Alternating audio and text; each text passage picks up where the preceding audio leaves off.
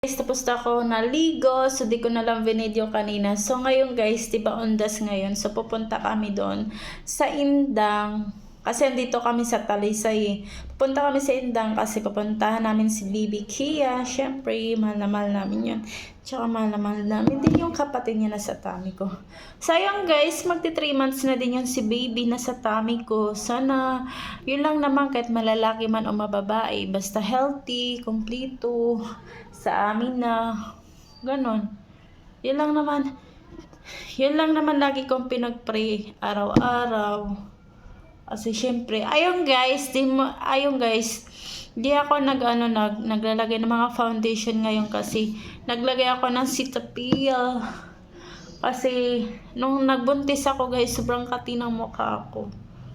Kaya Cetaphil muna tayo for today kasi tiyaga-tiyaga muna sa Cetaphil.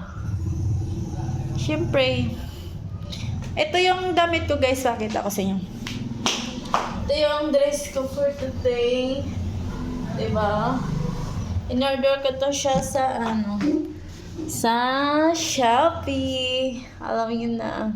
Sa ngayon guys, kailangan ko na talaga mga dress or yung mga maluwag na damit kasi bawal na ako magpa-sexy ng damit. Yung mga sexy kong damit, kukunin ko kasi ibibigay ko sa pinsan ko. Yung pinsan ko nag-OJT sa Cebu. Nag-OJT siya sa Cebu guys, so ibibigay ko sa kanya yung yung mga sexy kong damit kasi di ko naman talaga masusuot guys. So tapos ako naglagay ng Cetaphil. So maglagay na tayo, lang naman.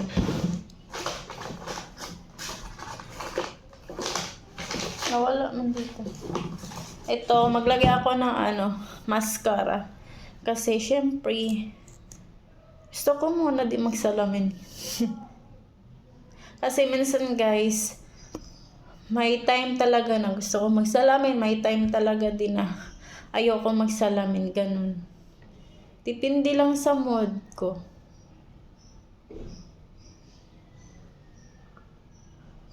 Makapal lang nga yung kilay ko. Syempre, lalagyan ko pa siya ulit din.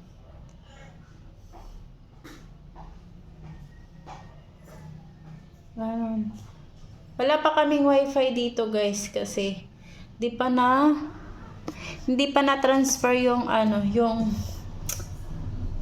yung wifi namin dito. Kasi di ba marami akong buhok. Hindi pa umitim yung kilikili ko sa ngayon. Baka iitim na yan siya pag pag 6 months. Sa akin guys, kahit malalaki o mababae, basta healthy lang yung anak ko, sabi na buong buo, tsaka kompleto. Yun lang importante sa akin guys. Kahit ano ibigay ni Lord, basta healthy, kompleto, masaya na ako, tsaka sa amin na buong buo. So medyo nakakain na ako, di kagaya dati sa first trimester ko guys, no.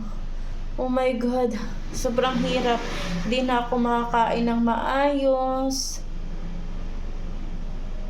Yun lang. Ito lang yung my everyday makeup. Samahan nyo ko guys, dadalaw sa anak ko. Nag-duty pa yung asawa ko. Kaya tanghali na kami makapunta doon. Tsaka bawal ako sasakay ng motor. So magba-judge kami. Ba-judge. Sana magba-judge si Tinay. Aba syempre magba-judge kasi bawal motor ang buntes kasi malayo. Kasi yung daanan dito guys, parang roller coaster. Oh, 'di ba? Parang roller coaster ang daanan dito. Mag-gender reveal ako sa February. Kasi mag 6 month yung tummy ko sa February. Diba, mag 6 month yung si baby sa tummy ko. Kaya mag-gender reveal ako. So, tapos na ako nagkilay. So, mascara na naman tayo for today. Hindi ko masyadong kapalin kasi maging bitilafia tayo.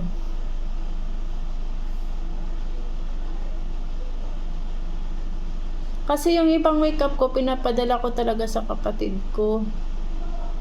Kasi, minsan, tawag nun, minsan, wait lang. I'm never wanna spend a fun.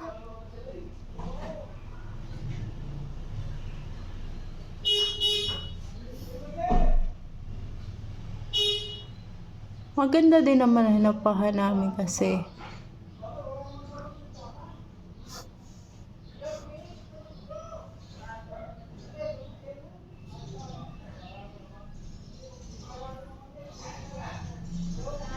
Syempre nung una guys, yung first trimester ko guys, sobra hinayaan ko lang yung sarili ko, haggard, tas minsan di na ako nagsusuklay. Di na ako nagsusuklay guys. Kasi, syempre, alaga mo pa yung sarili mo, puro ka na suka, di ka na nakakain ng maayos. So ngayon, nakakain ako ng maayos, so, back to, ano na naman tayo, makeup si Inday. Ouch. Di tayo, ngayon lang, nung una lang tayo haggard.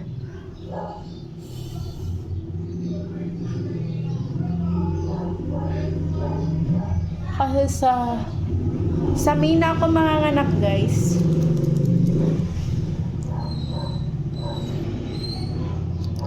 Sa May.